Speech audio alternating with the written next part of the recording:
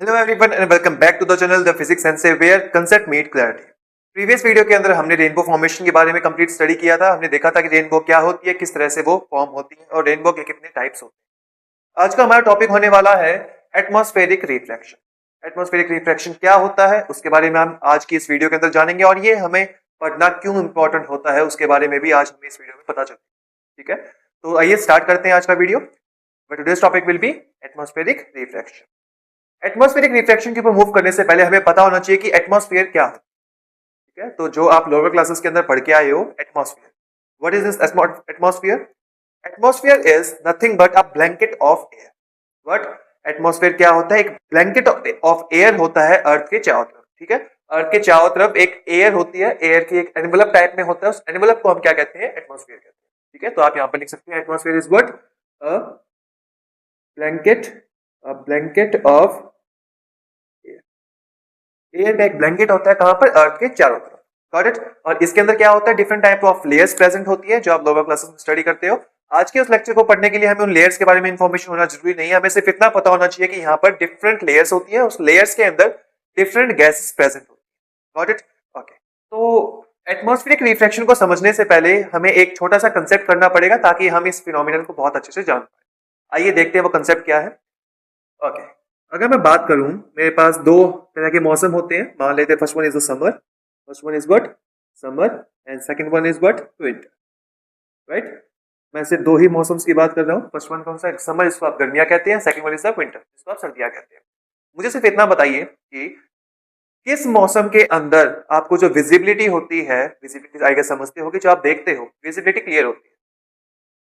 गर्मियों में चीजें इजीली आप देख पाते हो या फिर सर्दियों में चीजों को इजीली देख पाते हो? तो आप सभी आंसर करेंगे कि सर हम समर के अंदर चीजों को इजीली देख पाते हैं। हम इनफैक्ट बहुत किलोमीटर तक चीजों को इजीली देख पाते हैं। कब? समर के अंदर। बट विंटर्स के अंदर ड्यू टू स्मॉग, स्मॉग आप कह सकते हो, फोग आप कह सकते हो। जैसे विंटर में आपको पता है हमारे आसपास क्या होता है? फोग होता है।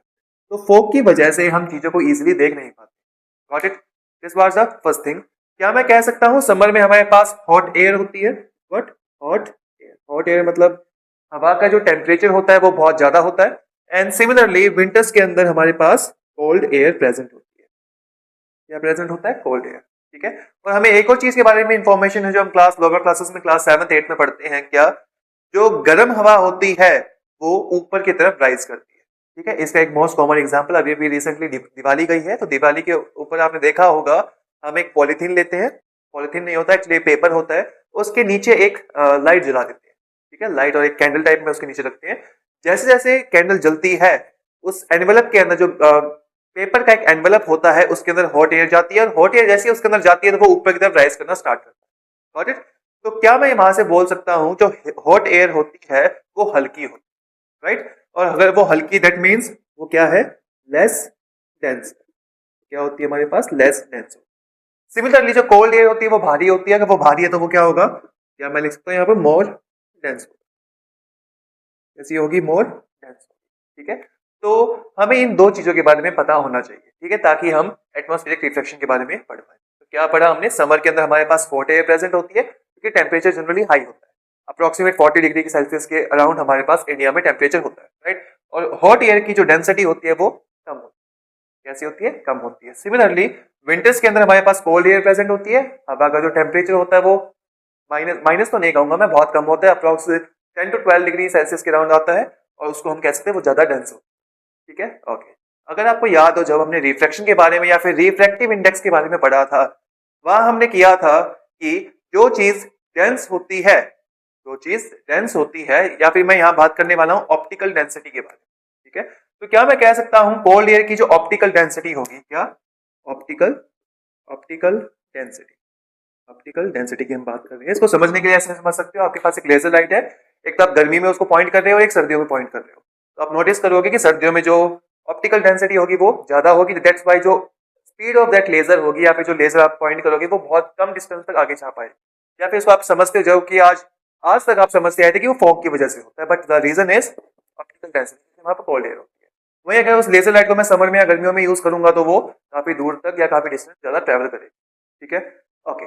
अब मुझे बताइए क्या मैं कह सकता हूं जैसे जैसे हमारे टेम्परेचर चेंज होता है, फॉर एग्जांपल फिलहाल विंटर चल रही है, तो दिन का टेम्परेचर अराउंड 15 या 17 डिग्री के सेल्सियस के अराउंड होता है, बट रात का टेम्परेचर हमारे पास 10 डिग्री से कम हो जाता है। ठीक है, वो हर मौसम के अंदर चेंज करता रहता है, फ्लक्चुएट होता रहता है। ठीक है, तो क्या मैं बोल सकता हूं कि गर्मी या दिन के टाइम पे जो गर्म हवा है वो ऊपर की तरफ मिलेगी, ठीक है, और सर्दी के टाइम पे जो हवा होती है उसका टेम्परेचर ज्यादा लो हो जाता है, तो वो नीचे की तरफ सेटल होना स्टार्ट कर देती है। क्या हम ऐसा बोल सकते हैं? या फिर इनडायरेक्टली मैं बोलना चाहता हूं कि हमारी जो फिजिकल कंडीशंस होती हैं एयर की या एटमॉस्फेयर की, what physical condition of atmosphere, वो कांस्टेंट नहीं होती, वो लगातार फ्लक्चुएट करती है, मतलब कभी ज्यादा हो रही है कभी कम हो रही है। ठीक है, मैं आपको सिर्फ इतनी सी बात बताना चाहता था कि एटमॉस्फेयर के अंदर जो एयर प्रेजेंट होती है उसका temperature during day and during night, मतलब दिन के हर टाइम पे वो फ्लक्चुएट होता रहता है, मतलब टेम्परेचर बढ़ता है कभी घटता रहता है। ठीक है, ओके। तो अगर आपको ये चीज समझ में आई है तो हम एटमॉस्फेरिक रिफ्लेक्शन के ऊपर मूव कर सकते हैं, क्योंकि ये जो चीज है वो आपके लिए बेस का काम करने वाला। ठीक है, इसका एक और एग्जांपल के थ्रू आपको समझाने की कोशिश करता हूं। आपने देखा होगा कि जब भी आप आग लगाते हो कहीं पर भी, ठीक है, तो आग की जो लपटें ऊपर उठती हैं, लपटों से जस्ट ऊपर, फ्लेम से जस्ट ऊपर की तरफ आप अगर देखोगे तो एक वेव टाइप में आपको दिखाई देती है। आई होप आपने वो चीज ऑब्जर्व करी हो।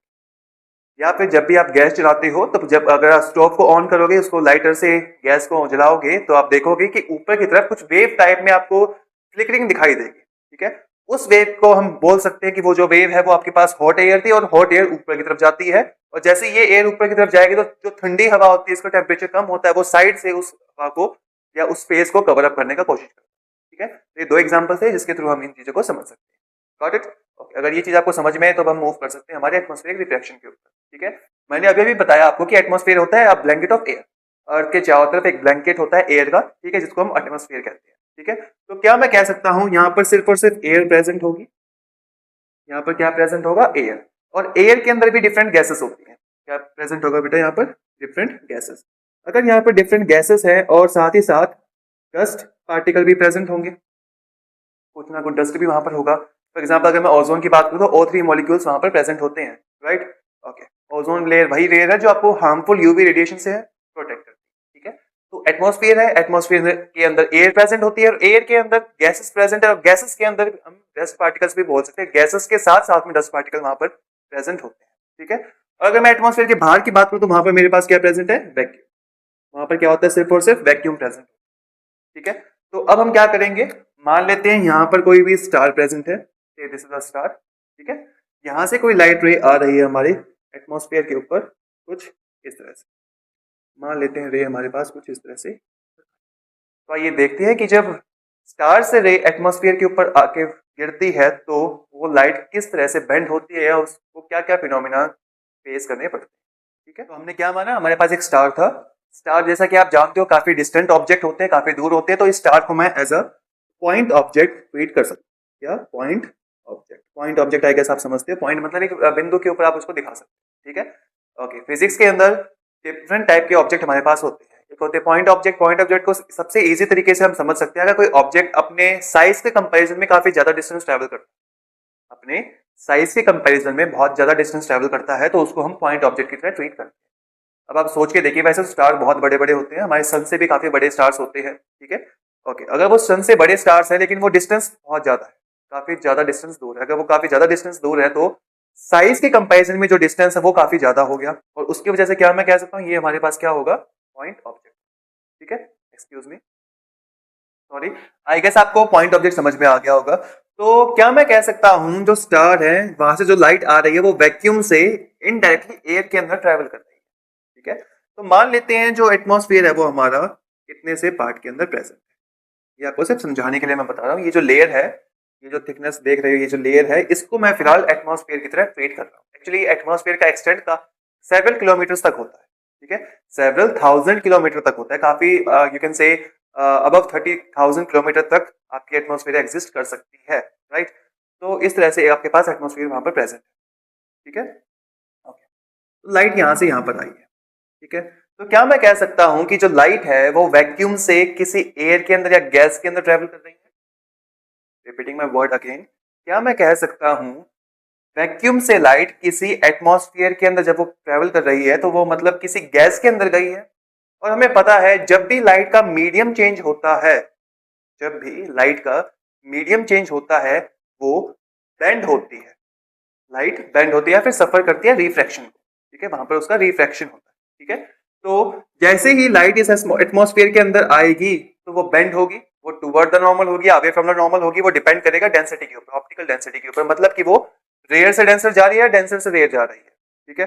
ओके, जैसा कि हम यहाँ देख सकते हैं, यहाँ पर क्या प्रेजेंट था, वैक्यूम, और यहाँ पर क्या है, गैसेस है, तो मतलब वहां पर ऑब्वियस बात है कुछ ना कुछ रिफ्रैक्टिव इंडेक्स रहा होगा। वैक्यूम का रिफ्रैक्टिव इंडेक्स होता है 1, बट जब गैसेस यहाँ प्रेजेंट है तो उसका रिफ्रैक्टिव इंडेक्स चेंज होगा, राइट।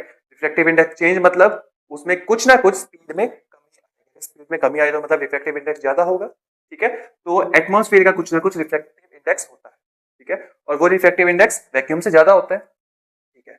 अगर ऐसा है तो लाइट ट्रैवल कर रही है रेयर मीडियम से डेंसर मीडियम के अंदर, और हमें पता है प्रीवियस कई वीडियो के अंदर हम ये देखते आए हैं कि जब भी लाइट रेयर से डेंसर मीडियम के अंदर जाती है वो बेंड करती है टुवर्ड द नॉर्मल, ठीक है। तो मान लेते हैं यहाँ पर नॉर्मल, यहाँ पे कुछ मैंने इस तरह से बना दिया, अगर वो टुवर्ड द नॉर्मल बेंड करेगी तो वो कुछ नीचे की तरफ इस तरह से आएगी, थोड़ा सा नीचे की तरफ मैंने उसको।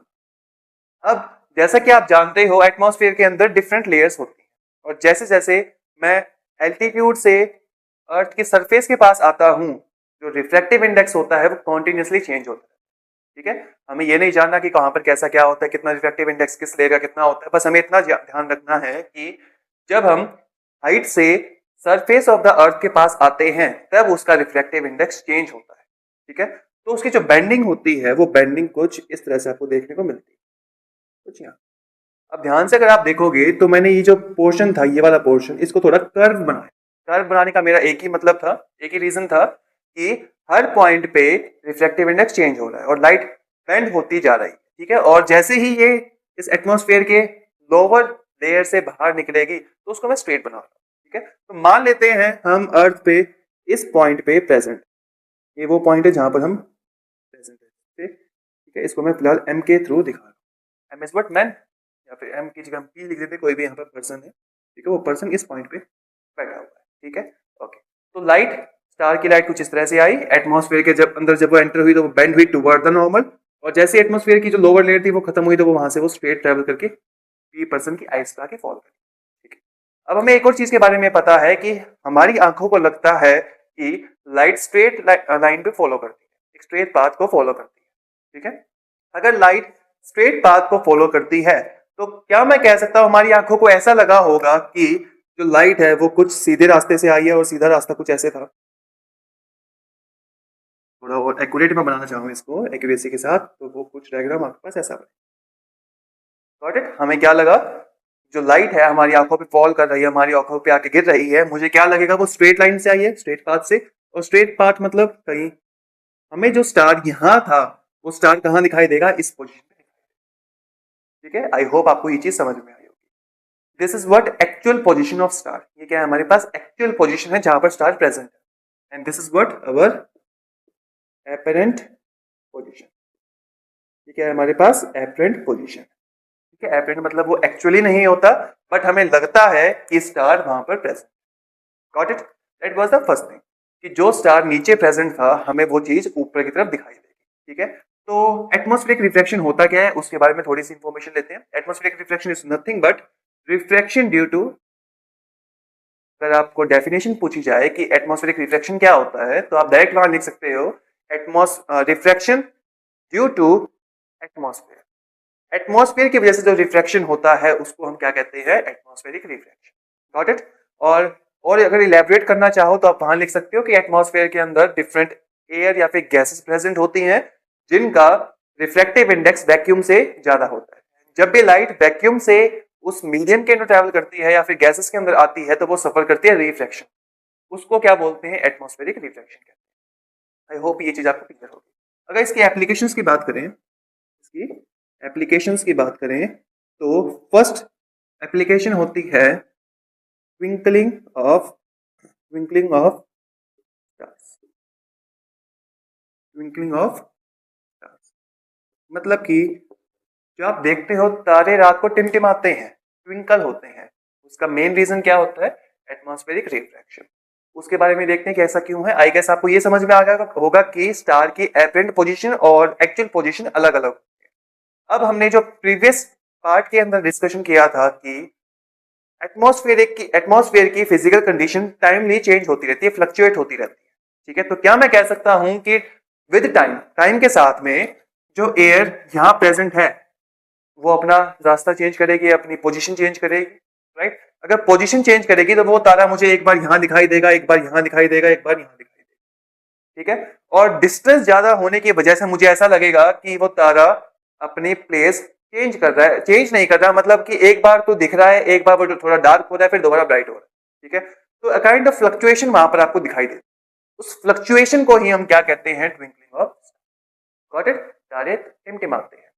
अब यहाँ पर एक इंपॉर्टेंट क्वेश्चन बनता है कि सर जो प्लेनेट है वो क्यों नहीं ट्विंकल करते? अगर स्टार ट्विंकल कर सकते हैं तो प्लेनेट ट्विंकल क्यों नहीं करते? उसके हम दो तरह से आंसर करते हैं। फर्स्ट वन इज, जो स्टार्स होते हैं वो उनके पास खुद की लाइट होती है, बट प्लेनेट के पास अपनी खुद की लाइट नहीं होती, पहली चीज। और second and important thing is, जो स्टार्स हैं वो काफी डिस्टेंस पे है, बहुत ज्यादा, कई बिलियन लाइट ईयर दूर होते हैं, बट जो प्लैनेट्स हैं वो हमारे पास में है, सोलर सिस्टम के अंदर ही प्रेजेंट है। तो जब वो चीज हमारे सोलर सिस्टम के अंदर प्रेजेंट है तो उनका जो साइज होता है वो साइज बहुत ज्यादा बड़ा होता है। रिमेंबर मैंने यहाँ बात की थी पॉइंट ऑब्जेक्ट की। स्टार्स को हम पॉइंट ऑब्जेक्ट की तरह ट्रीट कर सकते हैं, बट प्लेनेट को हम पॉइंट ऑब्जेक्ट की तरह ट्रीट नहीं कर सकते। प्लेनेट को पॉइंट ऑब्जेक्ट की तरह ट्रीट नहीं कर सकते तो जहां वहां से जो लाइट आ रही होगी, वहां से जो लाइट आ रही होगी उसमें अगर फ्लक्चुएशन होगा भी तो हमें वो चीज दिखाई नहीं देती। Got it? इसको समझने के लिए आप ऐसे समझ सकते हो, आपके पास दो तरह की लाइट है, एक तो आपके पास लेजर लाइट है, दूसरा आपके पास टॉर्च है। ठीक है, अगर मैं लेजर लाइट को अगर आप कहीं पर पॉइंट कर रहा हूं और अगर मैं उसको हल्का सा भी पाथ चेंज करूं, थोड़ा सा भी ऊपर या नीचे करूं, तो आपको वो इजीली विजिबल होगा।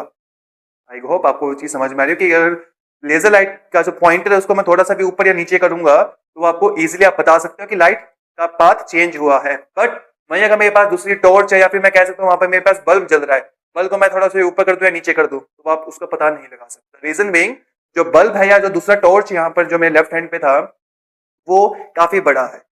बड़ा होने की वजह से हमारी जो आंखें हैं वो देख नहीं पाती कि वहां पर फ्लिकरिंग हो रही है। ठीक है, तो उस वजह से प्लेनेट ट्विंकल नहीं करते बट स्टार ट्विंकल करते। ठीक है, तो first application was twinkling of star. ठीक है, यहां मैं लिख देता हूं प्लेनेट्स डू नॉट फ्लिकर या ट्विंकल, आप यहां लिख सकते हो। ठीक है, ओके। सेकंड और मोस्ट इंपॉर्टेंट एप्लीकेशन होती है एटमॉस्फेरिक रिफ्लेक्शन की, advance and delayed sunset. Advance and delayed sunset, इसका मतलब क्या होता है? ओके, इसको समझने से पहले मैं बता देता हूं। हमें सूरज उगने से 2 मिनट पहले ही दिखाई दे जाता है और सूरज डूबने के 2 मिनट बाद तक वो दिखता रहता है। ठीक है, एक बार उसको और समझते हैं किस तरह से। आई होप ये डायग्राम आपने बना लिया होगा, तो मैं इसको थोड़ा सा मॉडिफाई करता हूँ। ठीक है, सो मेरा स्क्रीनशॉट लेके आप वीडियो को पॉज कर सकते हो, स्क्रीनशॉट ले सकते हो। मैंने यहाँ पर क्या किया है, मान लेते हैं P is the point, again वो P पॉइंट है जहां पर हम बैठ की चीजों को ऑब्जर्व करने वाले हैं। और ये जो हॉरिजॉन्टल लाइन आप देख सकते हो ये वो लाइन है, इसको ऐसे मान सकते हो हमारी आंखों के एक इमेजिनरी लाइन है जो हॉरिजॉन तक जा रही है।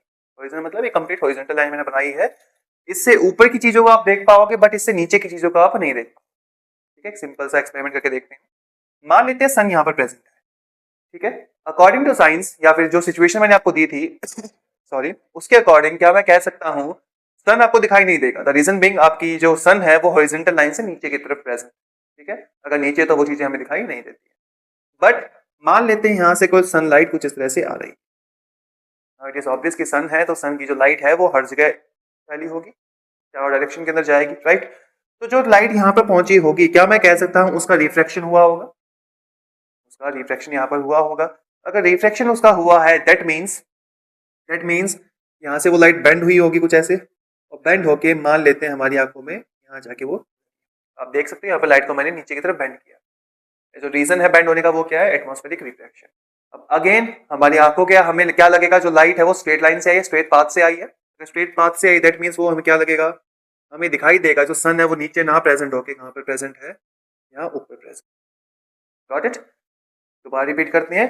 एक्चुअली सन इस हॉरिजॉन्टल लाइन के नीचे प्रेजेंट था, अगर नीचे प्रेजेंट है तो मुझे वो चीज दिखाई नहीं देनी चाहिए। ठीक है, बट वहां से अगर कोई लाइट यहाँ पर पहुंची होगी तो एटमॉस्फेरिक रिफ्लेक्शन की वजह से वो बेंड होकर हमारी आंखों में फॉल हुई, हमारी आंखों पे आगे वो लाइट दिखाई दी है दैट मीन्स हमें लगेगा कि जो लाइट है वो स्ट्रेट पाथ से आई है, उसको मैंने पीछे की तरफ एक्सटेंड किया और पीछे एक्सटेंड करके देखा तो मुझे लगा कि सन यहाँ पर प्रेजेंट है। तो क्या मैं पूछ सकता हूं क्या सन एक्चुअली राइज हुआ है? क्या सन एक्चुअली इस हॉरिजॉन्टल लाइन से ऊपर आया? आप कहेंगे नहीं सर अभी तक तो नहीं आया है, बट हमें क्या लगेगा सन ऊपर प्रेजेंट है। ठीक है, this phenomenon is known as advance sunrise. क्या है? Advance sunrise. हाँ मैं लिखना भूल गया, दिस इज व्हाट सनराइज। ठीक है, एडवांस सनराइज इसको कहते हैं। ठीक है, कि सन टाइम से पहले हमें दिखाई देने लग जाता है। ठीक है, वो कितना टाइम होता है? 2 मिनट। 2 मिनट पहले ही हमें वो चीज दिखाई देने लग जाती है। सिमिलरली क्या मैं कह सकता हूं कि जब सनसेट हो रहा होगा, सनसेट हो रहा होगा, तो मान लेते हैं इसी का मैं मिरर इमेज उस साइड में बना दूं, तो सन मान लेते हैं इस साइड में नीचे पहुंच चुका है, वहां पर नीचे पहुंच चुका है, इस हॉरिजॉन्टल लाइन के नीचे पहुंच चुका है, बट स्टिल हमें ऐसा लगेगा कि जो सन है वो ऊपर की तरफ प्रेजेंट है। उसको क्या कहते हैं हम? Delayed sunset. उस फिनोमेनन को क्या कहते हैं? Delayed sunset. अगर डायग्राम को आपको देखना है तो इसकी जस्ट मिरर इमेज उस साइड में बना दी। ठीक है, मिरर इमेज बनाओगे तो वो कुछ ऐसा ही लगेगा कि सन इस हॉरिजॉन्टल लाइन के नीचे पहुंच चुका था, बट हमें ऐसा लगेगा कि वो स्टिल ऊपर आसमान में प्रेजेंट, स्काई में प्रेजेंट। ठीक है, तो दिस वाज द या these was the applications of your atmospheric reflection. I hope ये लेक्चर आपको समझ में आया हो। ठीक है, इसके बाद हमारा एक टॉपिक रह गया है क्लास 10th के सिलेबस के according, that one is the scattering of light. ठीक है, स्कैटरिंग ऑफ लाइट क्या होती है, उसकी एप्लीकेशंस क्या क्या होती हैं, उसको हम आने वाले वीडियो लेक्चर के अंदर डिस्कस करेंगे। ठीक है, अगर आपको वीडियो पसंद आई हो तो प्लीज वीडियो को लाइक करिए, चैनल को सब्सक्राइब करिए और वीडियो को जितना हो सके शेयर करिए, ताकि आपके जो साथ में या क्लासमेट्स हैं या फिर जिसको भी ऑप्टिक्स पढ़नी है या फिजिक्स को समझना है, वो वीडियो देख के अपने डाउट्स को क्लियर कर सके। ठीक है, मिलते हैं नेक्स्ट वीडियो के अंदर, तब तक के लिए thank you and have a good day.